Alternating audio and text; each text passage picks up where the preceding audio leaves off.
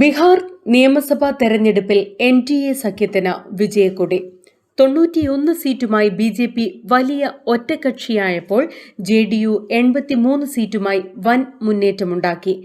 ബീഹാറിന്റെ ചരിത്രത്തിൽ ഇതുവരെ രേഖപ്പെടുത്തിയ ഏറ്റവും വലിയ പോളിംഗ് ശതമാനമാണ് ഇത്തവണ രേഖപ്പെടുത്തിയത്. 66.91% വോട്ടാണ് രേഖപ്പെടുത്തിയിരിക്കുന്നത്. പഴുതടച്ചുള്ള പ്രചാരണമാണ് NDAയുടെ വിജയത്തിന്റെ അടിസ്ഥാനം. പ്രധാനമന്ത്രി നരേന്ദ്രമോദിയും ആഭ്യന്തരമന്ത്രി അമിത്ഷായും അടങ്ങുന്നവരായിരുന്നു പ്രചാരണത്തിന്റെ അമരത്ത് നിന്നത്. റാലികൾ നടത്തിയും പൊതുജനങ്ങളെ പങ്കെടുപ്പിച്ചും പ്രചാരണം ഗംഭീരമാക്കാൻ NDAയ്ക്ക് സാധിച്ചു. സാധാരണക്കാർക്കിടയിൽ സ്വാധീനം ചെലുത്താൻ ഉതകുന്ന പദ്ധതികൾ പ്രഖ്യാപിച്ചതും NDAയെ സഹായിച്ചു. സ്ത്രീകളുടെ വോട്ടുറപ്പിക്കാൻ 7500 കോടിയുടെ സ്വയം തൊഴിൽ പദ്ധതി പ്രഖ്യാപിച്ചിരുന്നു.